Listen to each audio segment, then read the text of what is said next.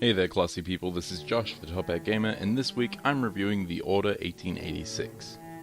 The Order's developer, Ready at Dawn, has mostly worked within the realms of handheld games and ports, with the God of War PSP games and the PS3 collection being their most well-known work. So how do they fare working on their first original home console title? The Order 1886 is set in an alternate history London, where the titular Order of Knights keep the realm safe from a race of unnatural half-breed monsters called Lycans. So Galahad is one such knight, and with a small group of his sworn brothers, a conspiracy is uncovered to spread fear and chaos across the world. It's up to the knights to put an end to the scheme, but perhaps the threat is closer than they expect. The concept behind the Order is really interesting. You have the seemingly ageless knights, whose titles have been passed from mentor to successor since the days of King Arthur, as well as the ancient threat of the mythical half-breed monsters, in a world where technology has advanced dramatically due to the work of inventors like Nikola Tesla. It all builds a unique universe, but unfortunately none of the lore is explored particularly well. Every so often you'll get a collectible that attempts to flesh out the universe a little more, but there's rarely any concrete facts to learn. The main characters are at least somewhat likable, even if they seem sort of one-dimensional.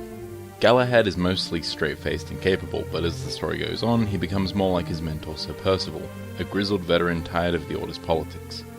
They're joined by Lady Igraine, a strong-willed knight with a fierce loyalty to the Order, and Marquis de Lafayette, a brash, charming veteran of 2 revolutionary wars.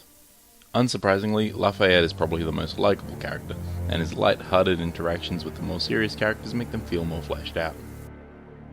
My biggest gripe with the game's story and writing is that the game ends an act too early. The first half of the game ends with barely anything advancing the plot, but once the gears start turning and the climax is on the horizon, the credits roll. I found myself more engrossed than I thought I would be, and to be left on such a sequel-teasing cliffhanger was just the worst.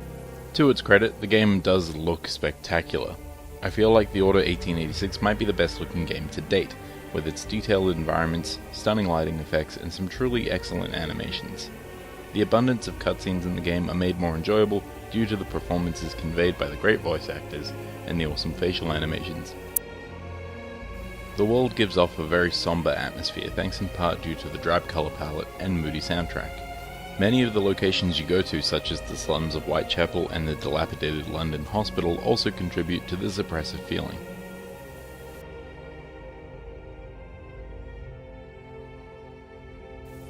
The Order 1886 is a basic third-person cover-based shooter, and while its core gameplay doesn't bring anything new to the table, it is thoroughly enjoyable. The cover system is about as solid as you'll find in any cover-based shooter, and while it's unfortunately limited, the weapons available to you are extremely fun to use. Your basic arsenal packs a punch, and the combat feels particularly solid, in part due to the great reactionary animations of enemies. What makes the combat memorable are the more unique weapons.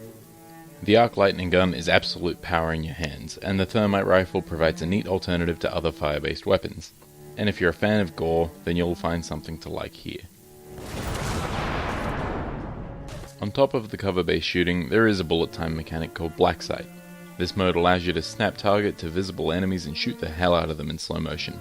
Once again, the animations give this feature a very cinematic feel, and it looks and feels great. Probably the most interesting yet underutilized mechanic in the game are the battles against Lycan enemies. For an Order devoted to fighting monsters, a lot of this game has you fighting normal guys. The Lycan battles have the potential to be tense situations, placing you in the middle of a number of corridors where monsters can charge you, but it soon becomes an effort in placing your back against a wall and unloading on the first monster you see. It could be really scary, but it comes up short. The game does feature a few more gameplay mechanics to break up the monotony every so often. Basic stealth sections are a nice change of pace, but the placement of guards and generally poor AI mean that these sections provide little challenge. Other facets of the game include basic platforming, similar to that of the Uncharted series, and some hacking and lockpicking. The platforming again provides little challenge, if only due to its not so subtle system of colouring climbable ledges white. The last gameplay feature I want to mention is the abundance of interactive cutscenes or QuickTime events. There are far too many interactive cutscenes here, and that could be a deal breaker for a lot of players. I don't mind them so much, and the Order at least tries to keep them dynamic by allowing multiple choices in a select few of these moments. The flow of the game doesn't feel too broken up by them either, if only because the transition from gameplay to cutscene and back again is barely noticeable at times. Looking back, The Order 1886 is enjoyable, but it needs more. It needs more gameplay to balance out the cinematics, it needs more story to tie up the many loose ends, and it needs more playtime overall as it clocks in at a woeful 6 hours.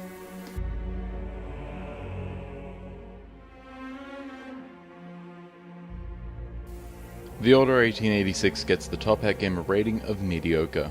I want to rate this higher, but even with its stunning presentation and overall enjoyable gameplay, it squanders its unique world by forcing the story to sit for so long before anything progresses, leaving it to finish on a sequel-teasing cliffhanger that, by rights, could have been resolved hours earlier.